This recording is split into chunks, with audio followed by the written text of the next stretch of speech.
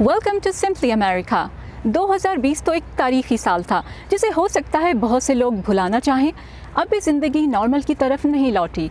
ये नया साल कैसा होगा अभी तो कुछ कहना मुश्किल है, लेकिन नया साल शुरू होते ही बहुत से लोग एक दूसरे से पूछते हैं कि नए साल में आप क्या नया करेंगे।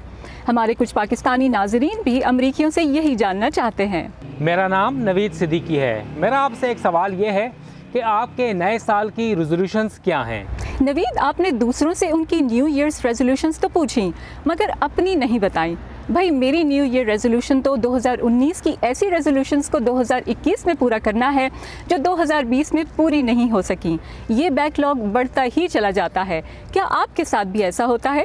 नवीद, आपका सवाल मैंने यहाँ वर्जीनिया में कुछ अमरीकियों से पूछा। This year, I really want to spend more time with friends and family.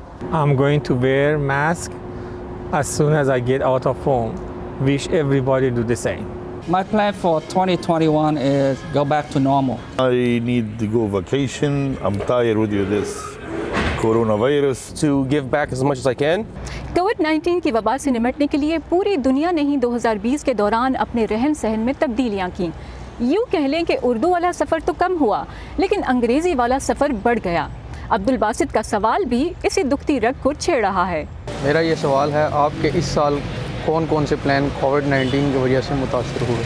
थोड़ा सा ट्रैवल करता हूँ इधर उधर, लेकिन लोकल होता है तो उसकी वजह से ज़्यादा बड़े प्लान तो नहीं थे। We always have Thanksgiving and Christmas with my parents and also with my husband's parents, and we were really fortunate. Thank God nobody's been sick, but it's been really sad not to be able to spend the time with them. I cannot do it.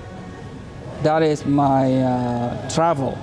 नए साल ने एक अच्छा इशारा तो दिया। शुरू होते ही वीकेंड आ गया। उम्मीद है ये साल ज़हनी सुकून भी लाएगा। आप सबको कोविड-19 से पाक एक बहुत महफूज और खुशियों भरा नया साल मुबारक।